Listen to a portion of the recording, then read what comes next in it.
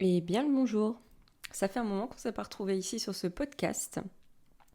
Il y a eu des événements, des étapes de vie à franchir qui ont été plus ou moins simples, ce qui a donné de ce fait des mois d'absence sur ce podcast. Mais me voilà de retour et j'avais envie de vous parler d'un sujet qui m'a permis justement d'aller mieux, qui m'a permis en fait d'avancer, c'est-à-dire se reconnecter à son corps, faire des rituels simples pour retrouver son équilibre. Donc on va être sur un sujet un petit peu original qui est un peu moins naturopathie, mais quoique vous allez voir qu'il n'y aura pas que de la naturo et la naturopathie fait partie aussi intégrante de ma vie et ça m'a permis en plus de m'aider à encore plus ancrer ces rituels pour retrouver un équilibre.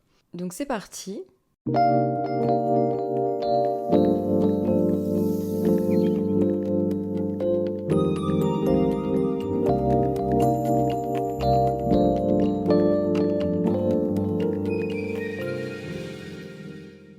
Bonjour déjà, je suis Aurore au naturel.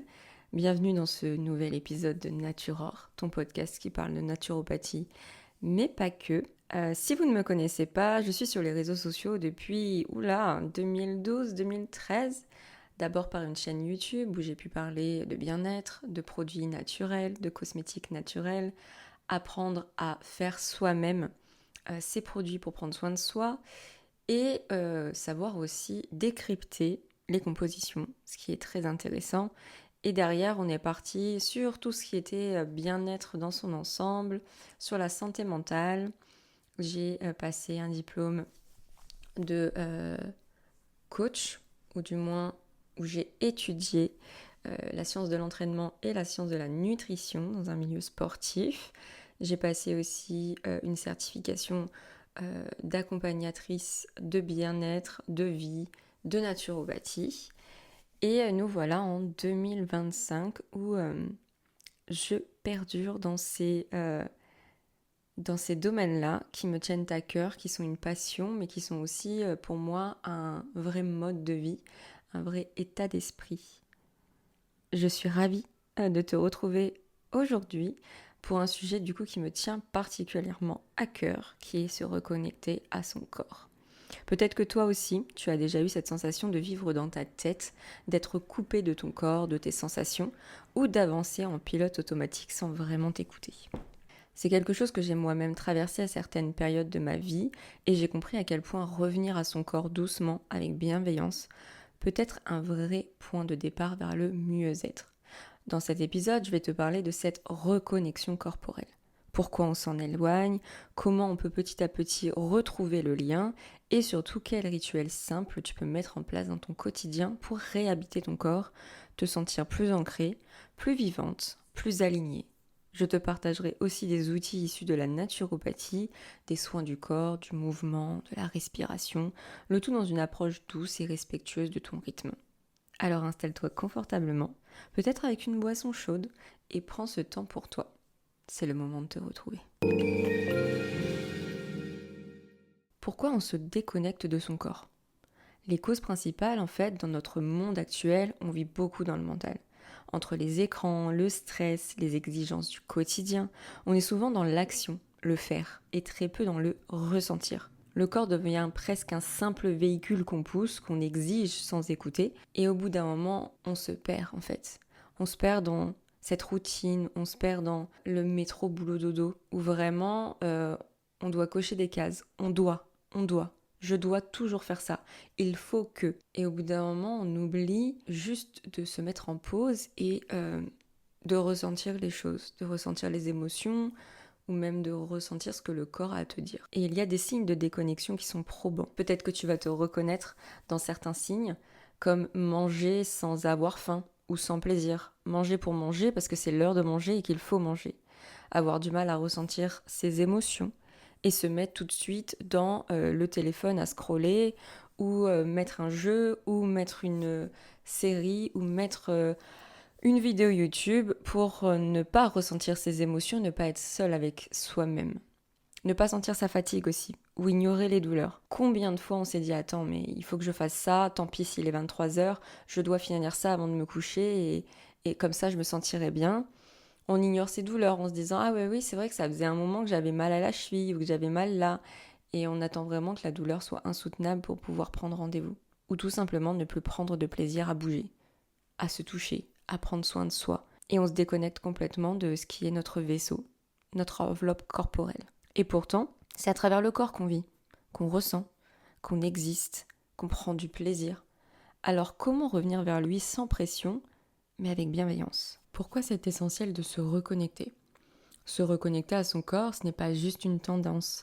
C'est essentiel pour retrouver de l'énergie, reprendre confiance en soi, mieux comprendre ses émotions, poser ses limites, physiquement comme mentalement, se sentir vivant, ancré, aligné.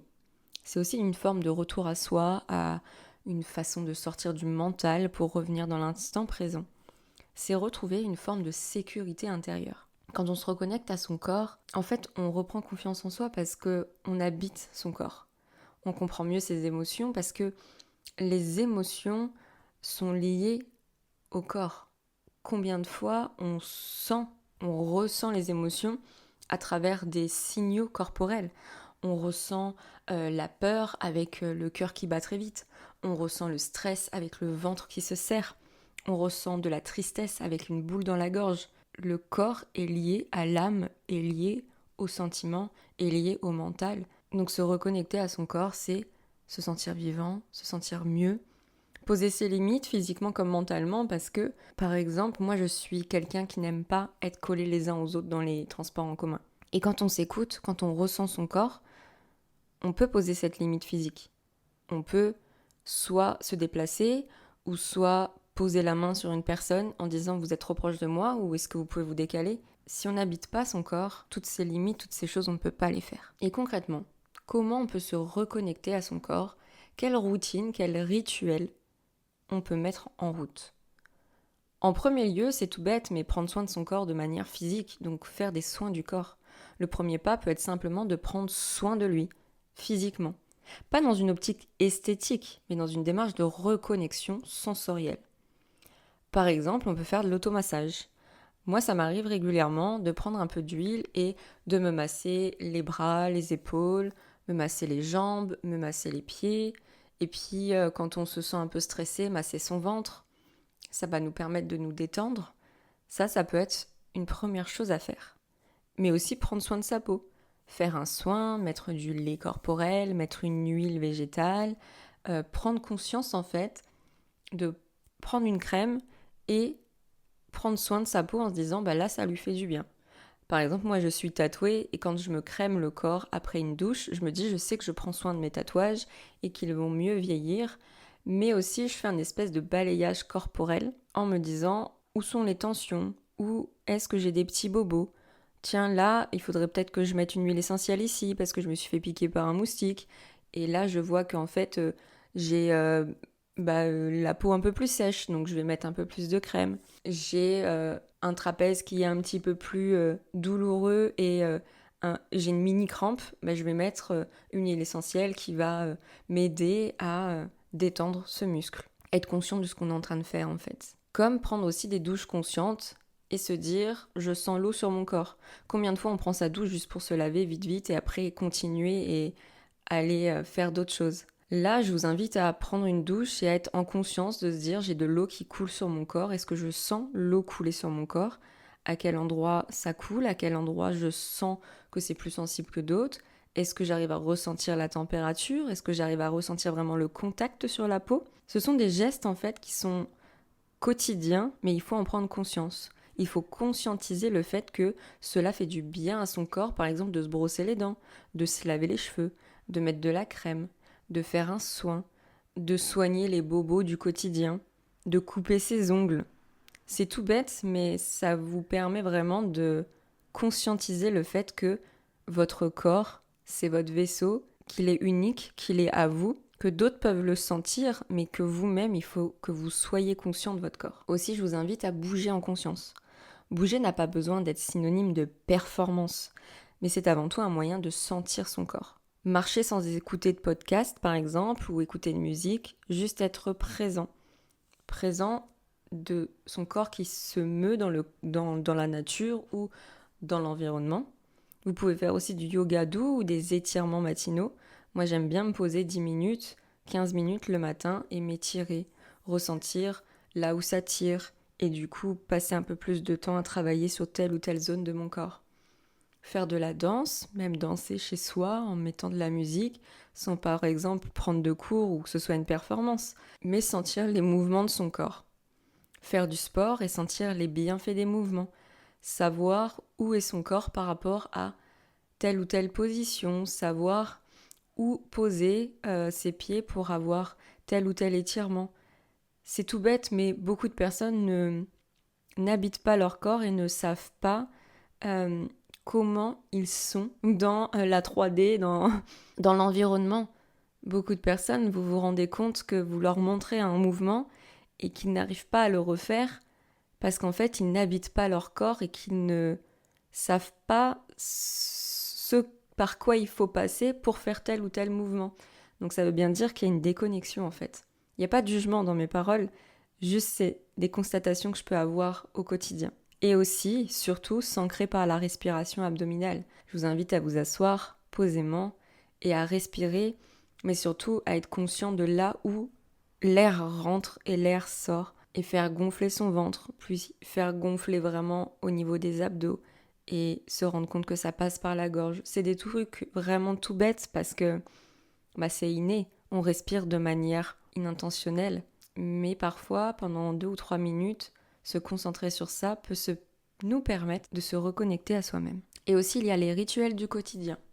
La reconnexion, ça passe par les petits gestes du quotidien, comme boire une infusion en pleine conscience, sentir les odeurs, reconnaître ce qu'il y a dans l'infusion, la température de l'eau, sentir les gorgées descendre dans votre gorge, l'œsophage, et en être conscient. On peut tenir aussi un journal corporel pour savoir comment on se sent dans son corps, faire un balayage de la tête aux pieds et se dire à tel endroit je me sens détendue, à tel endroit je sens qu'il y a un blocage, à tel endroit je sens qu'il y a un petit point, une petite résistance. C'est tout bête, mais ça permet vraiment de s'analyser et de s'analyser en profondeur. Et soi-même, il n'y a que nous qui pouvons le faire en fait.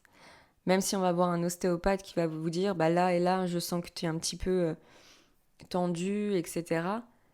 Mais dans le profond, dans le soi profond, il n'y a que vous, que vous-même, qui pouvez faire cette analyse. Je vous invite du coup aussi à prendre des respirations profondes avant chaque repas ou avant chaque moment que vous avez décidé. Et ça peut vous faire une pause. Faire ces 3 respirations, être connecté à vous pendant ces quelques secondes et après manger votre repas en pleine conscience, prendre une douche, aller faire une marche. Mais ça peut être un point de pause dans votre journée. Aussi, je peux vous dire de poser une main sur votre ventre, sur votre cœur et ressentir ce qui se passe. Est-ce que vous ressentez les respirations ? Est-ce que vous ressentez les battements de votre cœur ? Est-ce que vous ressentez la digestion ? Est-ce que vous ressentez certaines choses ? On parle des 5 sens, mais pour moi, il y en a plus. Et il y a un sens qui, pour moi, est beaucoup plus important. La noniception aussi, où vraiment on va ressentir de manière beaucoup plus poussée les choses qui se passent en soi. Moi, je suis capable de savoir quand j'ovule. Je ressens à l'intérieur de moi les mouvements et les mécanismes qui sont en train de se mettre en place. Ça peut paraître complètement barré, mais je peux vous dire que je ressens absolument tout, même au niveau de la digestion. Je sais déjà si on est sur une bonne journée ou pas en fait, sans rentrer dans les détails. Mais j'ai vraiment ce ressenti à l'intérieur de moi, des organes qui travaillent, etc. Et tout le monde peut en avoir conscience, il faut juste être sur la bonne fréquence et vraiment s'écouter et ressentir. Donc je vous invite à prendre du plaisir à bien manger, à savoir ce que l'on se fait du bien, ce qui vous fait du bien, vos notions de plaisir, mais aussi avoir une bonne hygiène alimentaire, bien nourrir son corps, c'est s'assurer aussi que son corps sera fiable pour un objectif précis ou tout simplement pour bien vieillir. Il ne faut pas oublier, moi j'adore faire cette analogie, que nous sommes un véhicule, un vaisseau. Et dans un véhicule, dans un vaisseau, on met du carburant. Si on met un bon carburant, si on met le bon carburant, on avance. Si on met pas le bon carburant dans votre voiture, elle avance pas, elle tombe en panne. On peut mettre aussi le bon carburant, mais de moindre qualité. Elle va avancer, mais elle va s'encrasser, elle va pas être super au top, elle ne va pas être optimale dans sa mécanique, etc. Chez vous, c'est pareil. Il faut manger un bon carburant en bonne quantité, de bonne qualité, qui vous correspond. Et alors là, votre petit vaisseau, votre corps, il va être au top. Il ne faut pas oublier ça, c'est primordial. J'avais envie aussi, avant de clôturer ce podcast, vous parler de mon expérience, de mon témoignage personnel. J'ai eu une grosse déconnexion de moi et mon corps durant un trop-plein émotionnel, durant une dépression. Et ce qui m'a permis vraiment de me faire du bien, c'est de reprendre une routine matinale. Dans un premier temps, je faisais de la méditation. Je faisais des exercices de respiration. Et puis j'ai repris le yoga. Je suis revenue dans une routine lente pour redevenir maître de moi-même, de mes mouvements, être consciente des gestes, être consciente de mes muscles, ces muscles qui sont mis en jeu à chaque posture. Ça m'a vraiment fait du bien.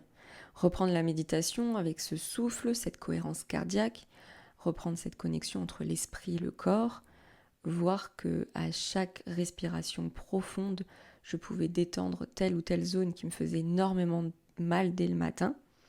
Et puis un jour, je me suis mise à courir. Comment vous dire qu'à 35 ans, je n'avais jamais couru. Pour moi, ce n'était pas fait pour moi. C'était vraiment une tare. Vraiment, c'était compliqué, c'était pénible, c'était chiant pour moi. Pratiquante de musculation, je ne me voyais pas courir. Et un jour, je me suis mise à courir. Lentement, mais au moins j'ai couru. Pendant 5 km, non-stop. Alors j'avais un rythme de course qui était très lent, mais je me suis surprise à me dire, punaise Aurore, tu peux le faire, quoi. Alors que tu vas vraiment mal, tu t'es levée, parce que je vais courir tôt le matin, t'as mis des chaussures, et tu es sortie alors qu'il faisait froid, il gelait même. Tu voyais vraiment la pelouse, l'herbe dans les champs gelée. Et ça, c'est des choses que je ne fais pas. Je ne sors pas quand il fait froid, je suis une frileuse, et pour aller courir, et tu es allé courir. Ce n'était pas quelque chose qui m'attirait, mais cela m'a permis en fait d'être en mouvement. C'est quelque chose de simple, il y a juste à courir, tout le monde peut le faire si vous êtes capable de le faire dans le sens où votre corps n'a pas d'handicap ou vous ne pouvez pas le faire, mais vous pouvez le faire, tout le monde. Et surtout en fait ce sont des objectifs qui sont atteignables. Et c'est ça qui m'a permis d'avancer. Se dire qu'on va aller courir 20 minutes ou alors 3 km, et puis après ça devient 5 km, et puis un jour j'ai fait une course de 10 km. Moi, Aurore, qui est tombée en dépression en novembre, décembre 2024, en avril 2025, quelques jours après mon anniversaire, quelques jours après avoir fêté mes 36 ans, je faisais ma première course de 10 km. Et en plus de ça, dans une course officielle, avec des amis. Et je l'ai fait. Alors on n'est pas sur des performances de fou, je l'ai fait en 1h15, il n'y a rien d'exceptionnel. Mais je l'ai fait, et j'ai été jusqu'au bout. J'ai atteint cet objectif. Et pour quelqu'un qui est en dépression et qui tous les jours se demande pourquoi elle se lève, recevoir cette jolie médaille vous disant « tu as fait 10 km, tu es finisher, bravo », c'est juste génial. Cela permet de se rendre compte à quel point le corps est magique et le mental est magique, modulable, qu'il sait s'adapter à tout. C'est plus que positif de savoir ça. En quelques semaines, les résultats sont plus que bluffants. J'avais du mal à me lever. Le sport pour moi, c'est quelque chose que je fais depuis que j'ai 15 ans. Et là, je me suis mis à courir. Et tous les jours, quand j'allais courir 2 km, 3 km, 5 km, 8 km toute seule, au début j'étais accompagnée, donc ça motive encore plus et on se sent redevable parce qu'on sait qu'il y a quelqu'un qui vous porte. Et après on part toute seule. Et on fait des quantités où moi je ne me pensais pas capable de faire ça. Donc vraiment le mental est très important et la reconnexion au corps par des choses aussi simples que la course ou même la marche. C'est juste génial en fait.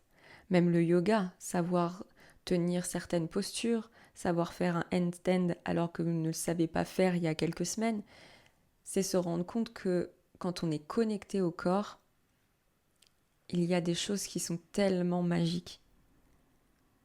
Je ne peux que vous conseiller de le faire. Si j'ai réussi dans un état mental de breakdown comme ça, vraiment, je vous invite à le faire. Et ce qui est magique, c'est que ton mouvement va impacter les autres et donner envie aux autres de faire de même.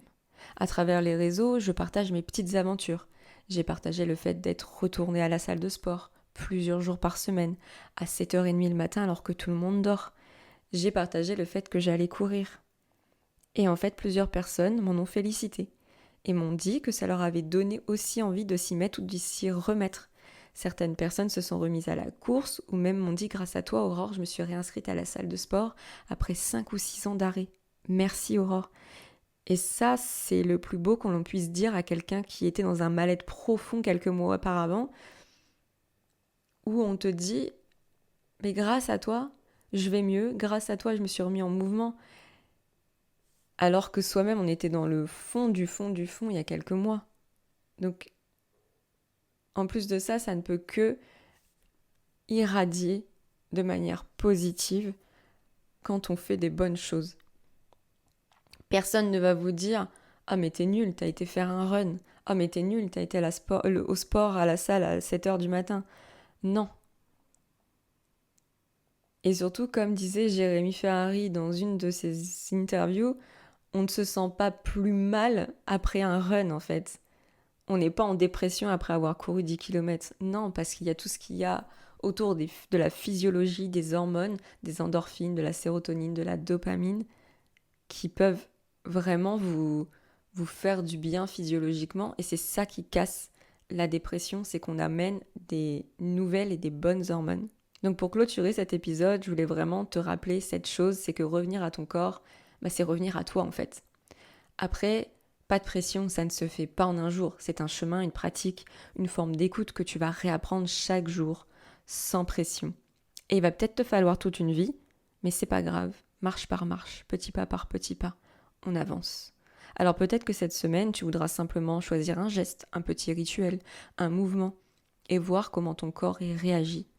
On ne regrette jamais d'être sorti 10 minutes marcher ou d'avoir fait ne serait-ce que 5 minutes de yoga ou d'étirement. Alors mets-toi en route, quoi que tu fasses, cela ne sera que bénéfique pour te réaligner avec toi et te reconnecter à ton corps. Notre corps est notre unique vaisseau pour notre vie entière. On ne peut pas en changer, mais on peut apprendre à être aligné avec lui. Soyez conscient de cela. Je te laisse avec cette question. Et toi aujourd'hui, que te dit ou que t'a dit ton corps ? Si cet épisode t'a plu, n'hésite pas à t'abonner, à me laisser un commentaire ou à le partager autour de toi. Ça m'aide beaucoup et ça me ferait vraiment beaucoup plaisir. Je te retrouve très vite pour un prochain épisode. Prends soin de toi et prends soin de ton corps.